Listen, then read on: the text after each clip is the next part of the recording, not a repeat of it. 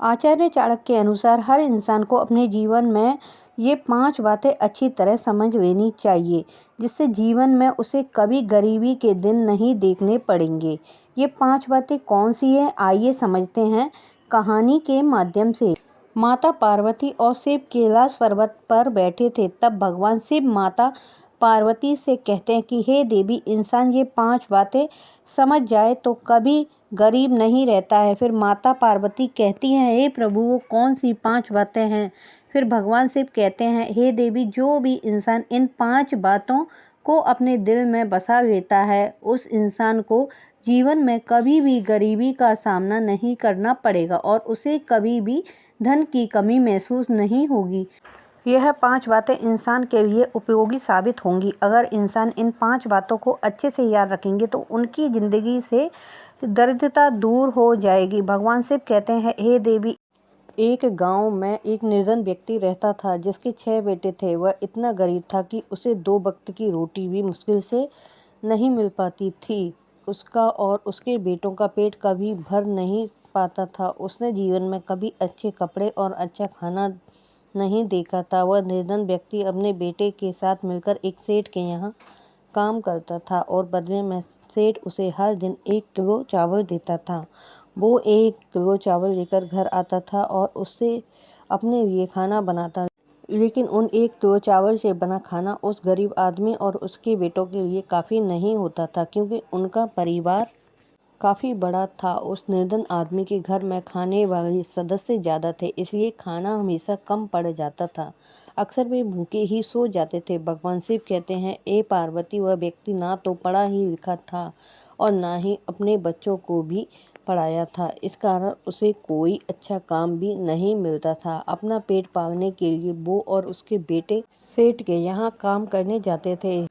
सेठ की मजदूरी ही उनकी जीविका का मुख्य स्रोत था।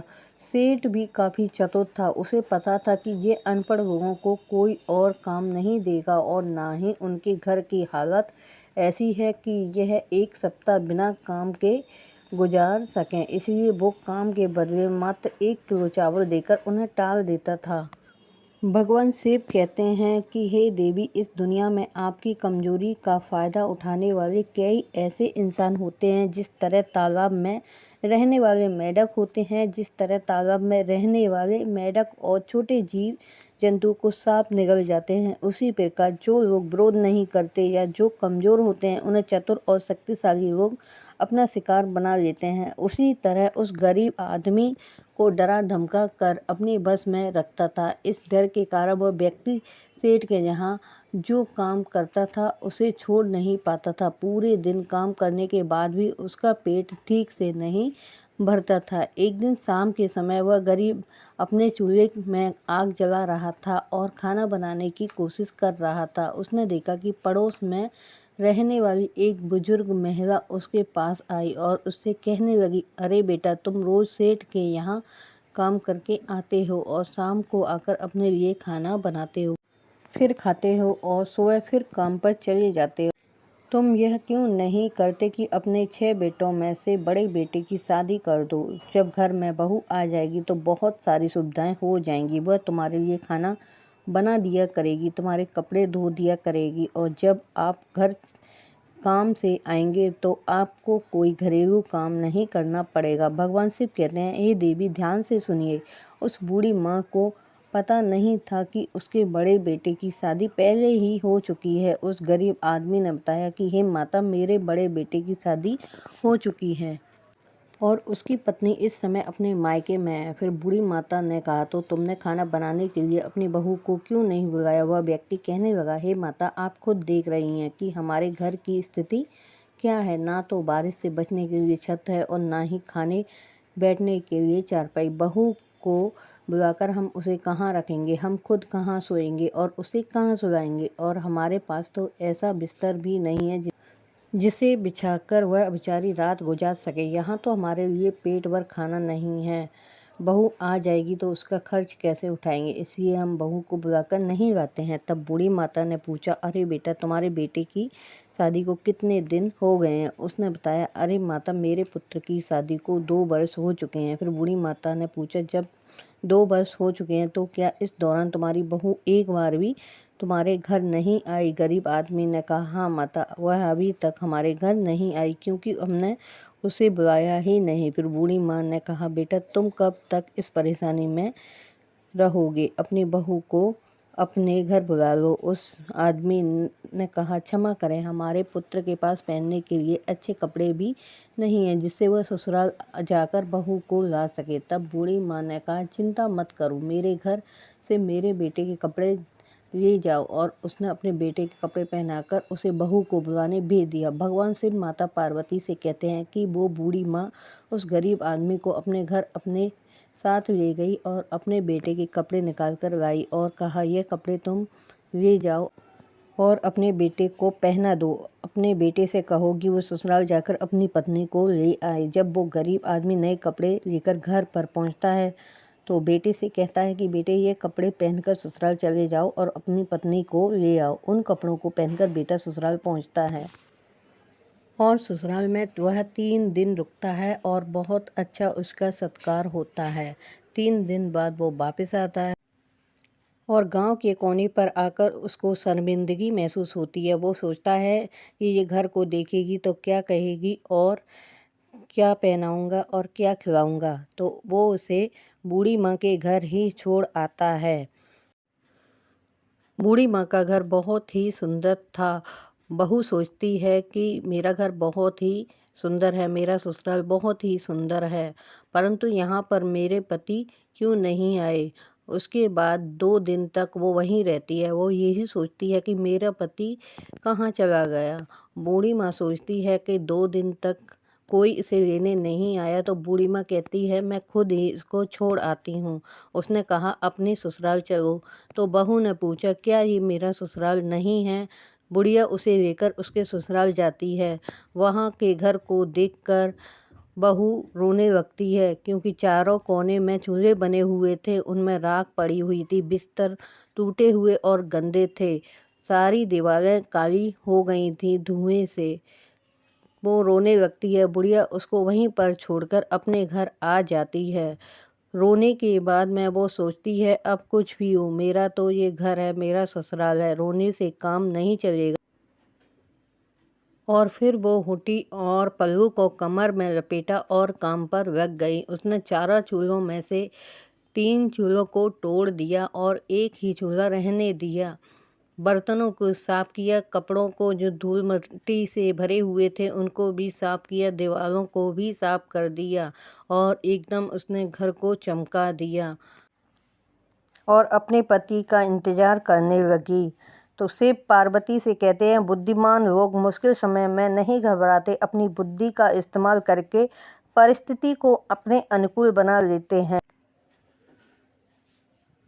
इसीलिए स्त्री को घर की लक्ष्मी कहा जाता है। एक गृहिणी के बिना लकड़ी, ईंट और पत्थरों से बना घर घर नहीं कहलाता। स्त्री ही घर की शोभा होती है।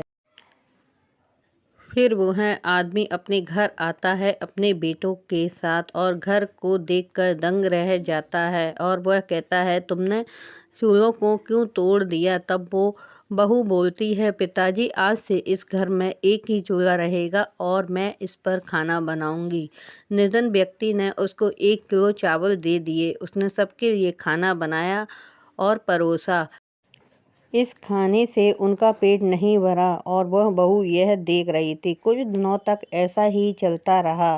फिर एक दिन वह निर्धन व्यक्ति जब काम पर जाने लगा तो उस बहू ने कहा, पिताजी, आप उस सेठ से कहिए कि 1 किलो चावल के बजाय इसका वो तिगुना कर दे। आप कहना, इससे हमारा खर्चा नहीं चलता है, नहीं तो हम काम पर नहीं आएंगे। बहू की बात सुनकर ससुर बोला, अरे बहू, तुम नहीं जानती, वो साहूकार बहुत ही कंजूस और निर्दय है।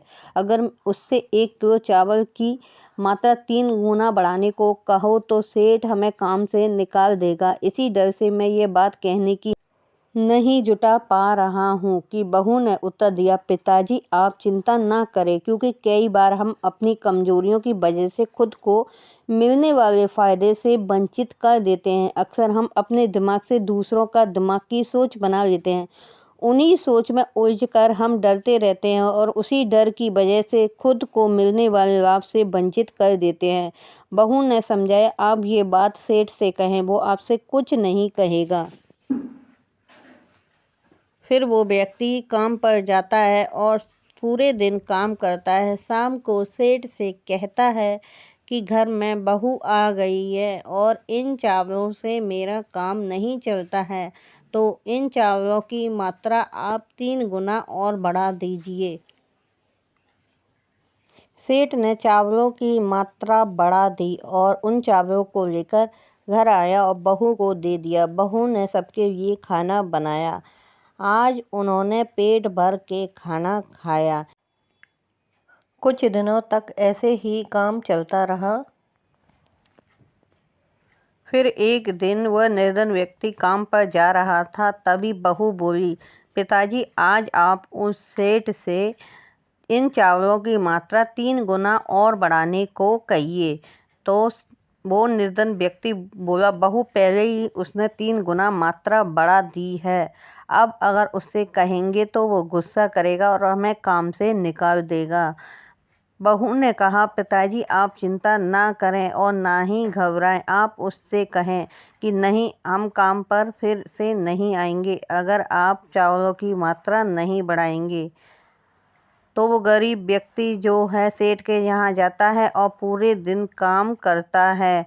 शाम को वो सेठ उसे चावल देता है। उसी समय वो हाथ जोड़कर व्यक्ति बैठकर कहता है, सेठ इन चावलों से हमारा जो है खर्चा नहीं चल पाता, तो इन चावलों की मात्रा आप 3 गुना और बढ़ा दीजिए। तब सेठ ने उसकी बात सुनकर 3 गुना चावल और बढ़ा दिए। उन चावलों को लेकर वो घर पर आया। बहू ने खाना बनाया और परोसा, सबको खिलाया। उसमें से वो 3 किलो चावल जो है बचा कर रख लेती थी। इसी तरह से उसने बहुत सारे चावल इकट्ठा कर लिए। फिर एक दिन बहू बोली कि पिताजी हम इसी तरह से अगर काम करते रहेंगे तो कभी भी आगे नहीं बढ़ पाएंगे। हमें अपना कोई खुद का रोजगार कर लेना चाहिए, इससे हमारे पैसे भी बचेंगे और हमें ज़्यादा मुनाफा भी होगा। तब वह निर्धन व्यक्ति बोला कि बहू हम ऐसे कैसे कर सकते हैं, क्योंकि हमारे पास इतना पैसा नहीं है। तब बहू बोली, पिताजी आप चिंता मत कीजिए, आप जो चावल लाते थे उनमें से मैंने बहुत सारे चावल बचा के रख दिए हैं। इनको बेचकर हम जो है कोई रोजगार कर लेंगे। तो दोस्तों फिलहाल इस वीडियो में इतना ही, क्योंकि वीडियो ज़्यादा लंबी हो जाएगी। तो इसका जो दूसरा भाग है वो नेक्स्ट वीडियो में आपको देखने को मिलेगा। आप ज़रूर देखिए, क्योंकि इसमें पैसों की तंगी को दूर करने के लिए भगवान शिव ने 5 बातें बताई हैं जो कि वीडियो में हैं। तो उनको आप ज़रूर देखिए, आपको बहुत ही ज़्यादा सीखने को मिलेगा। तो मिलते हैं इस कहानी के सेकंड पार्ट में। उससे पहले चैनल को सब्सक्राइब, वीडियो को लाइक ज़रूर कर दीजिए, जिससे कि इस कहानी के आप दूसरे भाग तक पहुंच सकें। तब तक के लिए विदा लेते हैं।